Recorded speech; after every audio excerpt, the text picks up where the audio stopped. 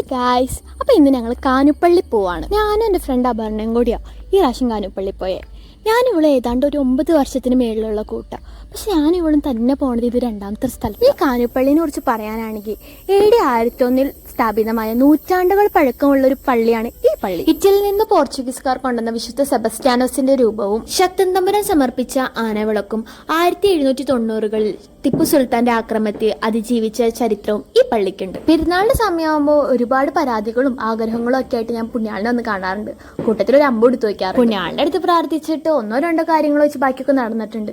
പക്ഷെ ഇപ്പം അത് ഓർക്കുമ്പോൾ, അന്ന് ഓർക്കുമ്പോൾ ഓക്കെ അന്ന് നടക്കാനത് ഭയങ്കര വിഷമമെങ്കിലും ഇപ്പം അത് ഓർക്കുമ്പോൾ നന്നായി അന്ന് നടക്കാനത് എന്ന് തോന്നി. അതുപോലെ തന്നെ പെരുന്നാളിന്റെ സമയമാണെങ്കിലും ഉത്സവത്തിന്റെ സമയമാണെങ്കിലും പെട്ടിക്കട ഒരു വികാരമല്ലോ നമുക്ക് പെമ്പിള്ളേർക്ക്. സത്യം പറഞ്ഞാൽ അവിടെ നിന്ന് മേടിക്കൊന്നുമില്ല, പക്ഷെ എല്ലാത്തിനും പൈസ ചോദിച്ചറിയാൻ അതൊരു സുഖമല്ലോ. പെട്ടിക്കട പോലെ തന്നെ ഫുഡും നമുക്ക് ഇമ്പോർട്ടൻ്റ് ആണല്ലോ. അപ്പം അവിടെ നിന്ന് ബജ്ജിയും കരിമ്പും ജ്യൂസും ഒക്കെ കുടിച്ച് പയ്യെ വീട്ടിൽ പോയി. അപ്പം അത്രേ ഉള്ളൂ. Okay, by.